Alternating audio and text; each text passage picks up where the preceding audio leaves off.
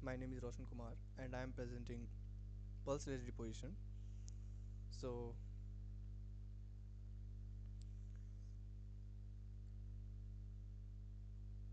so why PLD? So first of all, as the name mentioned, pulse laser deposition. And I'm considering that you have some basic ideas about the sputtering technique in which we are sputtering a material or target with the help of ions, which is of argon, to sputter that material. And by this sputtering, we can deposit that material and form a thin film. So instead of that ion, we are using here a pulse. These pulse are like mainly KRF, which is 294 nanometer wavelength. Because if we are talking about energy, it will come in the range of 5 or 6 electron volt. That is enough to break the bonds of that target. That's why we are using KRF here. So it's a good technique by which we can deposit thin films. So here we are using a short pulse of KRF, and these pulse are like highly energetic pulse that will ablate the materials from the target and form the plumes. How it work and how we can deposit the material, we are going to discuss later on. So this technique, we can deposit oxides, sulfides, nitrides and other complex materials. So it's a very useful technique. That's why I'm taking this topic and describe it to you.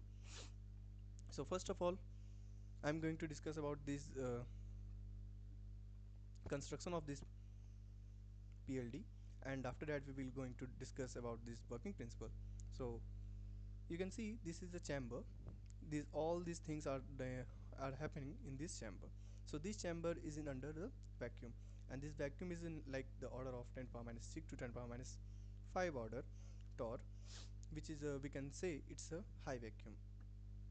So first of all, there is a target. This target is like size of 2 inch, or we can also see 1 inch or 3 inch of target. These target are struck by this help of this KRF laser, like which will spot on this particular region, and when this laser strike this target material and that particular region get hotted, or we can say there is a transfer of energy. This transfer of energy is strike these thermal energies get increased at a particular region, and that will influence the formation of plume. So if we are seeing what is inside this plume, we can say here, when this is a strike and that's the formation of plume. Plume is basically it's a form of plasma, we can say. Inside it there is a lot of things like ions, atoms or molecules of that target material. So because it's all these things are happening in the chamber, so we are considering is a lot of less impurities inside this chamber, because we want to deposit that atoms or molecules on that thin film and form this thin film. So there is a basic understanding of this PLD. Here we are using a pulse laser that will strike on the target and form a plume. These plumes are basically ions, atoms or molecules collection of that, and it will deposit on this particular region and form a thin film. So we can see with the help of this diagram here, when there is a strike laser on this target material, it will formation a plume inside which we can say there is ions, atoms and molecules, and that will sputter out from this particular region and get stuck on that substrate and form thin film. So what are the basic components inside it? So as I have mentioned earlier, the laser system, which is of excimer, like we are also using KRF and Nd:YAG etc, but basically we are using KRF. Target material, like what material we are considering or what material we are designing to make a film, that we are using as a target. Now substrate holder, like where we put our sample and form a thin film. We can heat it, and also we can position it opposite to the plume, because we want plume get strike on this light will strike on this pulse will strike on the target and form plume, and in just in front of plume there is some target on which it get deposit. Now another thing is vacuum. As I mentioned earlier that we required a high vacuum which is in order of 10 power minus 2 to 10 minus 5 to minus 6 torr. Now the gas inlet. So gas, like in this chamber we can also use a gas like oxygen, nitrogen, argon, or we can also use a reactive. Why we are using these gases? First of all, suppose we want to deposit oxide. So as we know, the when like NO2, suppose we want NiO, so nitrogen oxide we want to deposit. So when we want to deposit nitrogen oxide, then maybe there is a deficiency of oxygen inside this chamber. So that's why we can use oxygen as a environment. We can also use sulfur for like NiS we want to deposit, then it may be sulfur deficiency. So maintain that environment, we can use sulfur inside the chamber. So that's why there is a gas we can use. So what are the parameter in this technique? So first of all, laser parameter, as I mentioned, 296 wavelength nanometer is this. And this pulse energy we can manipulate, we can change this pulse energies, repetition rate, like particular time how many shots are coming. Now another thing is target, substrate and distance. So plume distance from the target, and where we put the samples, that are going to decided by us, and that is the optimization part. Substrate temperature, we are also giving the temperature to the substrate to make it crystalline, and also adherence to the substrate, because it will not get a particle get strike this substrate, plume will get strike the substrate, but it cannot get deposited on the material. That's why we are using a heater. So it will get that much activation energy on the sample, and it will get strike like the stiffening coefficient on the substrate depending on the temperature. That's why we are using temperature here. And another thing is that ambient gas pressure, as I have already mentioned. Now the formation of number of plurals determine thin film thickness. So as number of sorts increases, suppose we use 10 sorts, then particular thickness will be deposited, and when we increase the sorts, then obviously the thickness of the material get increases, because more deposition get happen there. So what are the advantages of PLD? So if we are talking about advantages, then first of all we want to know, like we have to compare with these some other techniques like sputtering.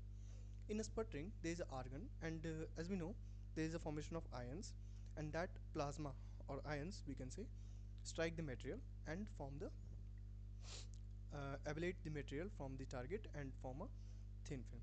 But here, as I mentioned, we are using laser. So in this PLD, the stoichiometric ratios approximately same for the material, but in the case of this sputtering system, the stoichiometry ratio is not always same. But in the case of PLD, we can say that this ratio will be same. So first of all, I am going to discuss what is a stoichiometry ratio. Like if you have Al2O3, so if you want to deposit Al2O3, you have a target of Al2O3, and you want to deposit on this thin film, and want to make a thin film of this Al2O3. Then when you sputter the material, then the chunks of this material, it will also Al2O3, not like Al and O separate out. These formations of these chunks of Al2O3, and that will get stacked on this uh, film and form this thin film. But in the case of sputtering, this will get splitted between Al and O. That's why we get a stoichiometric ratios. The stoichiometric ratios, that means this one, 2 or 3. Like we want in the composition of 2 or 3, 2 aluminium and 3 oxygen, and that ratio will be same in this PLD. But in sputtering, these are not are same. It may be get change. That's why it's a very good technique for the deposition of complex compounds. Now we can deposit a multi-component material. As I mentioned, there is a target, We can use two or multiple targets here and form a different compounds inside it. Simple setup, fast deposition rate. It's a very simple setup. It's not that much complicated as we see in the puttering system. So it's a simple system, and deposition rate is also fine. We can say it's a good deposition system, like we can deposit 2 angstrom per minute, or also we can say in few angstrom per minute, or you can say 10 angstrom per minute. Easy to switch target to multi-layer frames. As I mentioned, we can put a lot of target inside it, and we can make a switch between targets and multi-layer frames. So these are the advantages of this PLD material, PLD techniques. So what are the limitation? So limitation is that it's limited to a small substrate area, because as we know there is a formation of plume. These plumes are formed and get stuck to a particular small region. It is like of up to some centimeters, not that much centimeter, up to 2 or 1 or 2 1 or 2 centimeter. So that is very small region, but in the case of sputtering, as we know, it's a large region we can consider, and we can deposit large thin films on the particular region. But here it's a constraint that it will deposit on a small region. So that's the main limitation of this PLD.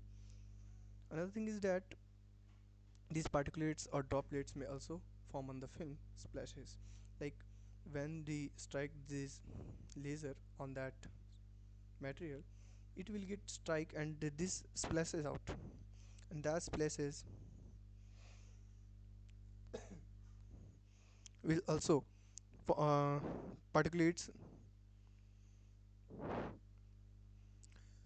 Next is uniformity control, and uniformity control in difficult over large area.